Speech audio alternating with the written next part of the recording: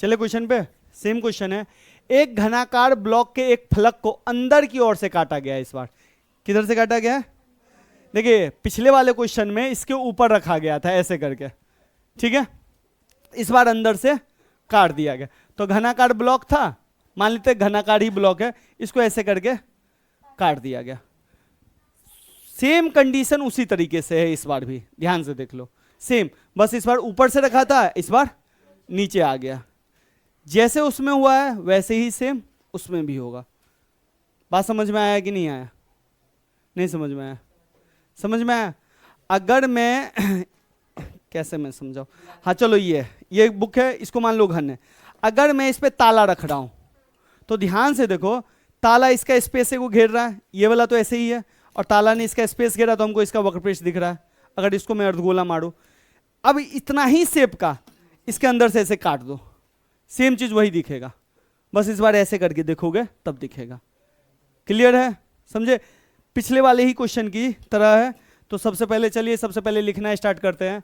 एक घनाकार ब्लॉक के एक फलक को अंदर की ओर से काटकर एक अर्धगोला गड्ढा इस प्रकार बनाया गया है कि अर्धगोले का व्यास घन के एक किनारे के बराबर है।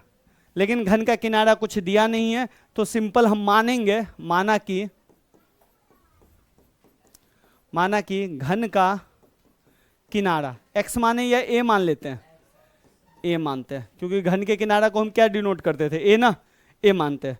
तो घन का किनारा कितना हो गया? a, और अर्धगोले का व्यास कितना हो जाएगा? अर्धगोले का व्यास कितना होगा सत्यम? अर्धगोले का व्यास, लड़ाई कर रहा था, बताओ अर्धगोले का व्यास? a। ध्यान से देखिए, अर्धगोले के सिंपल लिखा है, अर्धगोले का व्यास घन के किनारे के बराबर। जब घन का किनारा a माना तो अर्धगोले का व्यास भी क्या होगा? a। तो अर्धगोले की त्रिज्या कितनी हो जाएगी? देखो, व्यास का आधा करते हैं ना, बोल लेना। क्लियर है? अब देखो, माना कि घन का किनारा a, अर्धगोले का व्यास a और त्रिज्या हो गया a/2।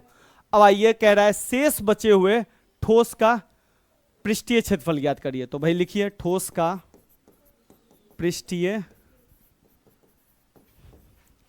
क्षेत्रफल। तो ठोस का पृष्ठीय क्षेत्रफल में हम पूरा घन का पूरा पृष्ठीय क्षेत्रफल लिखेंगे। घन का कुल पृष्ठीय क्षेत्रफल, कुल का मतलब 6u पार्ट आ गया, प्लस पृष्ठीय क्षेत्रफल है, आयतन रहता तो माइनस करते, पृष्ठीय क्षेत्रफल है इसीलिए हम प्लस करेंगे। किसका? अर्धगोले का वक्र पृष्ठीय क्षेत्रफल। अब माइनस क्या कर देंगे? वृत्त का क्षेत्रफल। माइनस क्यों किए इस बार? क्योंकि घन के एक पार्ट से तो हटा न रे, तो ध्यान रखिएगा घन इस तरह से बनता है, ठीक है, यहां से ऐसे करके काटा है, यहां से ऐसे करके इस तरह से सर्कल बना लेता है, ठीक है। अब आते हैं घन का कुल पृष्ठीय क्षेत्रफल 6a², ठीक है। अर्धगोले का वक्र पृष्ठीय क्षेत्रफल 2πr² और इसका πr²। क्लियर है? पिछली बार की तरह 6a² प्लस πr² कॉमन नहीं आएगा इस बार। अब ध्यान से देखो, 6a² प्लस पाई, r का मान कितना है? a/2 डाल दो, गुने a/2 गुने a/2। कैलकुलेट करो, 6a² प्लस पाई, a और a को गुना करोगे तो क्या आएगा? a² और 2 को गुना करोगे तो कितना आएगा? 4। ये अगर आंसर है तो यहीं तक छोड़ देंगे, है आंसर ये। इसको है ना कैलकुलेट किया गया, कैलकुलेट नहीं, अब आंसर है तो निकाल ही लेते हैं, कुछ होना तो नहीं चाहिए। इसका कैलकुलेशन करो, 4 1 का एलसीएम 4, 6 और 4 24a² प्लस πa² होगा। अब बच्चा जानता है a² इसमें भी है और a² इसमें भी, क्या करे? तो कॉमन निकालेंगे, यहां से निकालना, a² कॉमन निकालूंगा तो बचेगा इधर 24 और इधर बचेगा पाई, और नीचे में क्या बचेगा? 4। इसको लिखने का ना एक स्टाइलिश तरीका है, 4 को लिख दो 1/4, a² को लिख दो यहाँ पे और 24 प्लस लिख दो पाई। बुक में जो आंसर है ना, एक a नहीं लिया है, वो l ले लिया है, समझ गए? इसीलिए 1/4 l² 24 प्लस पाई ले लिया। देखो 1/, ये 4 नीचे से हम खींच लिए ना बाहर, फिर 1/4 से गुना करोगे तो ऐसे ही होगा। ये आंसर लिखने के तरीके